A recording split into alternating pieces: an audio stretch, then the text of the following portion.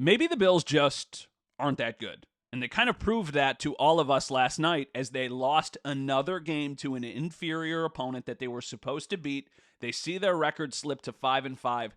This was a team we thought could contend for a Super Bowl, and now they're probably not even going to make the playoffs. So let's look at 7 takeaways from the game yesterday and why the outlook for this team in the short term and the long term, quite frankly, look pretty bleak. All right, the first one is obvious. We can start with the turnovers, but we're going to go a little bit deeper here. The Bills had 4 turnovers. The Broncos had just 1. Those turnovers, though, led to terrible field positions for the Bills and great field position for the Broncos.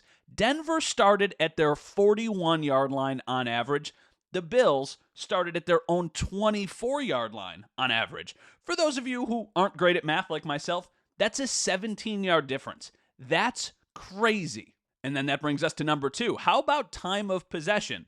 The Broncos almost doubled up the Bills in time of possession because the Bills just kept shooting themselves in the foot, and the Broncos were able to move the ball for some longer drives. They finished with 37 minutes of possession in this game.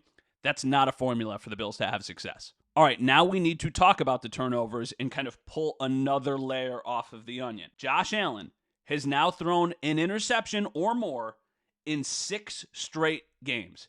He is the first Bills quarterback to do that since Ryan Fitzpatrick in 2011.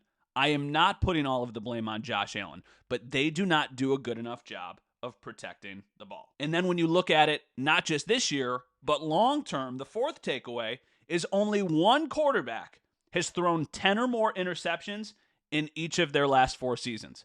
That quarterback is once again Josh Allen. With him, you have to take the good in the bad. You can't eliminate the bad and still expect all of the flashes of greatness.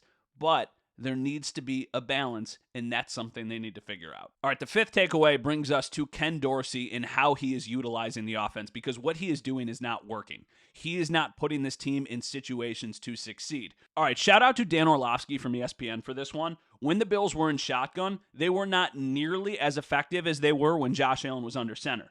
In shotgun, they only averaged 6.5 yards per play. Under center, they averaged 9 yards per play. That's a noticeable difference. How about more of that? And maybe some more up-tempo, because it feels like when the Bills are moving the ball quickly, they're effective. When they're not, that's when they struggle. The sixth takeaway is you got to beat the bad teams, and the Bills do not do a good enough job of doing that. The Bills this season have now lost to the Jets, the Patriots, and the Broncos. I bet you're probably trying to block out all of those from your memory. Those teams have a combined record of 10-18. And the final one, number 7, takeaway 7. The Bills are 2-5 in one-score games this season. And then when you take that and extend that over the last couple of years, they're just not good. They do not win close games nearly enough.